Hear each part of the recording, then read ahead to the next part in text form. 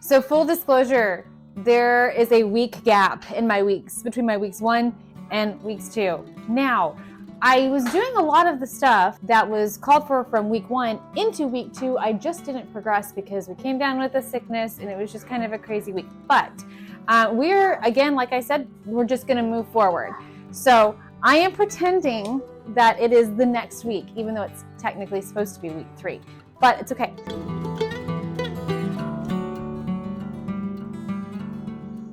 Day 8 is setting up your control journal. So it is just a 3-ring binder. Oop, that's backwards. I have the Proverbs 31 woman on the back to kind of help me remind myself of why I'm doing the things that I'm doing, and that it is a way of serving the Lord as I serve my family and my home. And so I have that on the back to kind of keep me grounded. I also have in my control journal, it's called a self-control cheat sheet. It has a bunch of scriptures that I'm working on meditating over, so that whenever I am feeling kind of like I don't want to do the things I'm supposed to be doing, I go and I meditate for 5 minutes over scripture. We're going through scripture, we're reading it, we're thinking on it, we are speaking truth over our feelings. So I've tried FlyLady before, which is why I kind of already have the tabs. All you're supposed to have in here is, she says, don't make it pretty. I've got this in a page protector. I have everything on here that she's talked about. So we have, this is starting for tomorrow. I went ahead and added that one, and I've added another one on here that I want to include because I believe in making it your own. So we have dress to shoes, check your control journal, my 2-minute hotspot here, and then tomorrow we're going to get into the 5-minute room rescue. And so I went ahead and put that on here. And then I'm going to unload dishes in the morning. In the evening, we have shiny sink. I'm doing journaling as part of the acknowledging the negative voices and speaking truth over them. So I'm doing that in the evening. I'm going to lay out my clothes, and I'm going to do another 2-minute hotspot. So I have this in a page protector, and I have a little dry erase marker that I can clip onto the front. So each day I can come in and check it off. I've done all of my dress to shoes. I've checked my control journal, and I did my hotspot and unloaded my dishes. 5-minute room rescue is for tomorrow. It's already actually the evening. I'm kind of a mess today, hence like I'm not fully dressed. I had an endoscopy this morning, and so I'm doing the best that I can today. That's okay. We're not going for perfect. We're going for good. So since we're going into the evening, I'm going to start my PM routine down here. And that is the end of day 8. So we are on to day 9, which I mentioned yesterday a little bit, is the 5-minute room rescue. So I have my control journal here, and I've got my morning stuff all checked out. Now, admittedly, she has this 5-minute room rescue done in the morning, and that just doesn't work for me. So here's what I'm figuring out whenever it comes to FlyLady is I think that it's supposed to be intended to be adaptable. Like, you adapt it to what works for you. If something like doesn't meet your needs within your home, just change it. So like I have shiny sink on here. I actually don't really care if I keep doing this, my sink is nice and shiny. I really don't care if my sink is like super shiny. What I care about is it emptied? Is it pretty wiped down? And then are my counters wiped down and my cabinets wiped down? That's my tasks that I cover. I have different chores that my kids do. So I'm using that shiny sink prompt in my control journal to say that's what I mean. I know that, but that's kind of how I'm taking this, is that if it doesn't really work for me, then I'm just going to change it. Hence why I added on unloading the dishes in the morning. I have it in my morning routine, but I'm going to probably end up moving it to the afternoon. I have created a schedule for myself, and I'm doing a lot of my cleaning tasks in the afternoon. And so we are post-school right now. It's actually a little bit later than I would like it to be.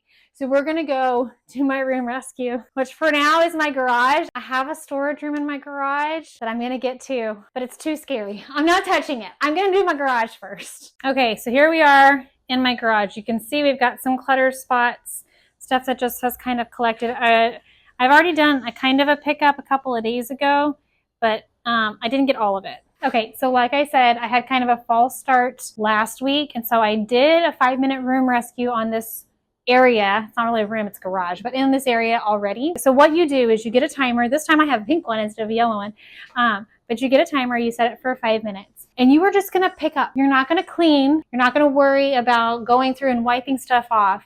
You're just going to pick up and put things away for 5 minutes. That's it. It's 5 minutes. And you pick the scariest. So technically I should be going in there but I'm not going to. So you pick the scary room. This is a good start for me. And eventually we'll get in there because that needs a little bit more attention. We're going to take 5 minutes and we're just going to pick up as much as we can.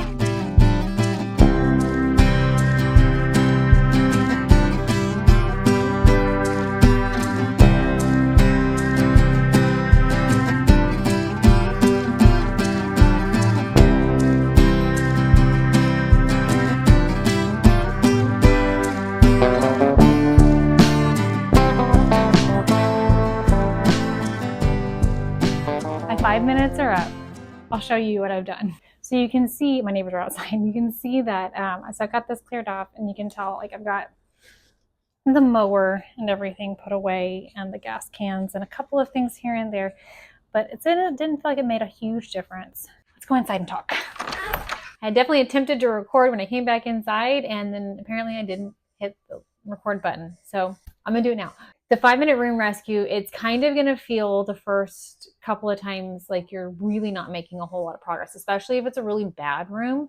But it's very much like the 2-minute hotspot. It's a consistency thing. If you spend 5 minutes every single day in that room, it compounds. And eventually you get to the point that your scariest room becomes your favorite room to be in because it's all clean. And you've had such a negative feeling about it for so long that now that it's clean, it feels good. And I know this because I've been there where I've had the scary rooms completely cleaned and decluttered, which is my goal there. Just continue to push forward. I do want to encourage those who commented on my last video. I've tried this multiple times and I get discouraged because I miss a day or I get off for a few days. Just as a reminder, I'm an entire week off. If you fall off, just get back on. Just pick up where you left off and just start again. Again, we're not going for perfect. We're going for good enough. We are doing this as an act of stewardship over the home that God has given to us. And we are not making our homes into idols. We are not living to serve our homes. We are creating a home that serves us, that serves our family. And that's the end goal, is that we don't want to be mastered by our house. We want to master our homes in a way that glorifies God, but that doesn't stress us out. So I'm done. Now I'll see you for day 10. Okay, so the lesson that I am learning when it comes to starting FlyLady, really be patient with yourself. Life comes up. It doesn't have to be perfect. This has been a running theme, and I believe it is the Lord placing these obstacles in my path so that I will remember that our goal is not perfection. Our goal is a cleaner home and a home that serves us and systems and routines that actually function and serve us. It is currently Friday. Wednesday was a little bit tricky for us. Things just got off. We have church on Wednesdays and the day just kind of, I don't even know what happened. And then yesterday I ended up having a last minute counseling session with somebody that I'm counseling from our church. And then my car wouldn't start whenever I went to leave the coffee shop that I met up with her at. And so then I was stuck from until my husband could get there. My husband and my dad actually showed up. So I was stuck for a while. Anyway, all that to say, Wednesday, Thursday did not happen. So that was days 10 and 11. So we're supposed to be on day 12. So what we're going to do, we're going to be one day behind. I'm going to combine days 10 and 11. Here's why. So day 10 is getting used to the 15-minute timer. FlyLady has a very big love of timers, as do I.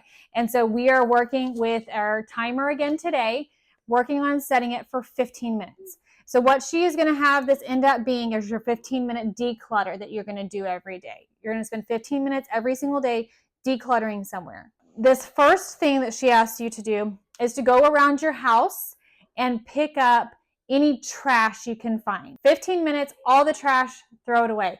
The problem is I don't have a lot of trash around my house. That's one of the things that is like a pet peeve of mine. And so I actually don't have trash, but I have a couple of piles that I want to work on. That is what I'm going to focus on today. Day 11 is creating an inspiration page in your control journal. And so I'm going to work on that part this evening and to kind of combine the 2 days. And then I'm just going to be a day behind. I'm fine with that.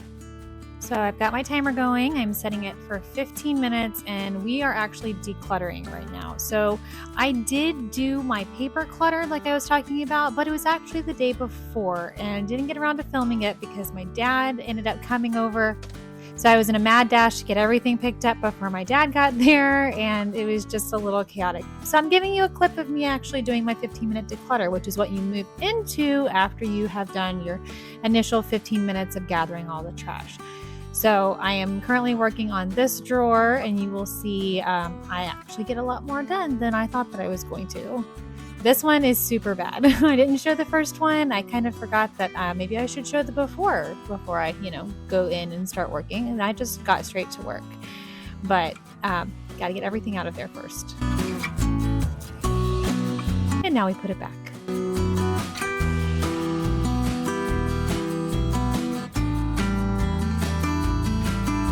I love using this dresser. I converted it a couple of years ago, and it is just nice to have a space to put all of these things. All of the drawers are so convenient.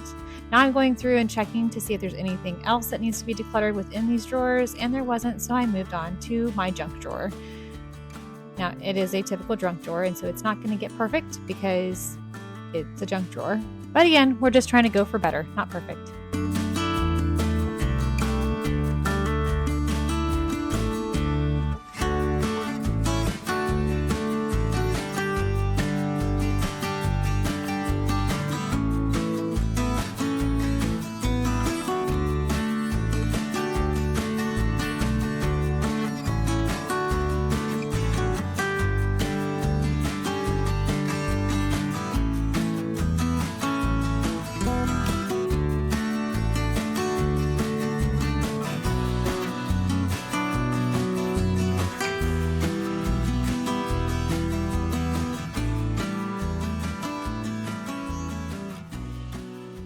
Okay, so the decluttering. So one thing I want to say about it, a lot of times where I got stuck was, okay, you declutter for 15 minutes, but what about what you can't finish? So if you're working on a drawer and there's just too much stuff. So here's what she has you do.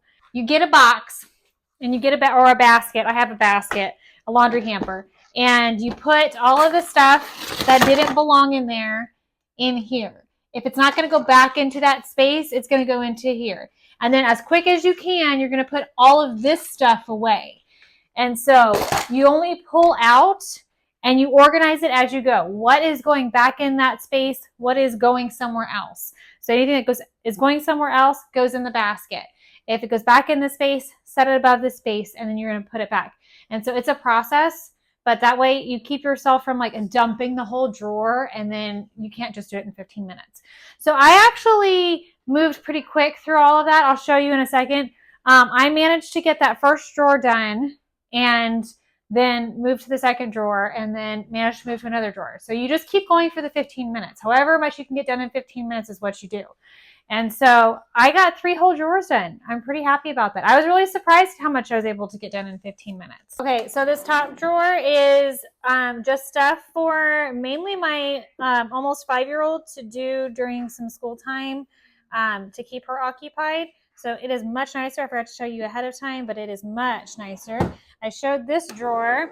This drawer is mainly for chicken-related stuff. I keep their diapers and then some of the extra pads. This is the new bag of pads that I use for their diapers and here, and then some wipes that are specifically chicken wipes that's only used on the chicken. And then I also I use some toilet paper to line their diaper. We're not going to get into the diaper thing. And then this side over here is for the kids. I have a brush and lotions and stuff in that. And then my junk drawer just gets to be a junk drawer, okay? It's a junk drawer. We're not going to try to make it fancy. We're just making it functional.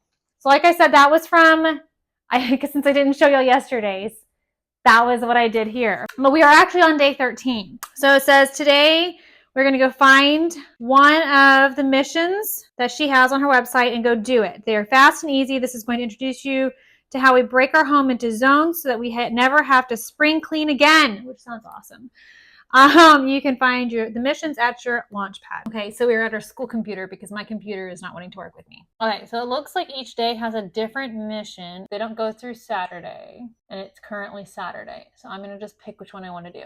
Okay, so I'm gonna pick the clothes pile because they're in the bedroom. It says today is the day to attack the clothes pile. Now you all know that when I'm talking about this pile is either on a chair, on top of the hamper, dresser, or at the foot of your bed.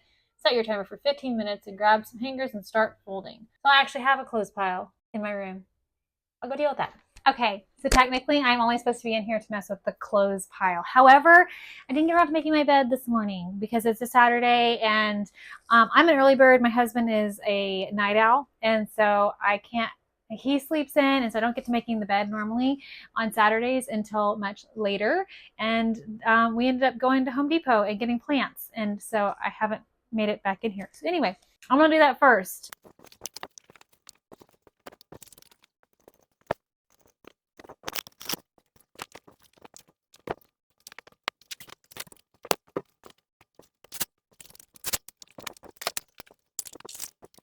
Bed has been made, clothes have been moved onto the bed to be dealt with. And again, 15-minute timer. However much we can deal with in 15 minutes is all that we're doing. Okay, so I'm going to have to address something that's about to happen in this video. You see that little bluey that's sitting behind the pile of clothes on the edge of the bed? It's going to magically disappear in just a minute because as I was editing, I noticed that my youngest daughter came in, saw her bluey, and snatched it and took it back to her room. But I choose not to show my kids on the internet. I just don't put my kids on the internet, and so I had to clip that part out. So there it disappears. Sorry. Magical vanishing bluey. Okay, we were going to sit here and chat, and I know the lighting's terrible, and I'm so sorry. 5 minutes. You know what I find really funny about doing this system? I keep having it happen that it always takes less time than I think it's going to take to do those things that I've been putting off for forever. Like that pile of clothes that's been sitting over in the corner has been sitting there for well over like a week and a half.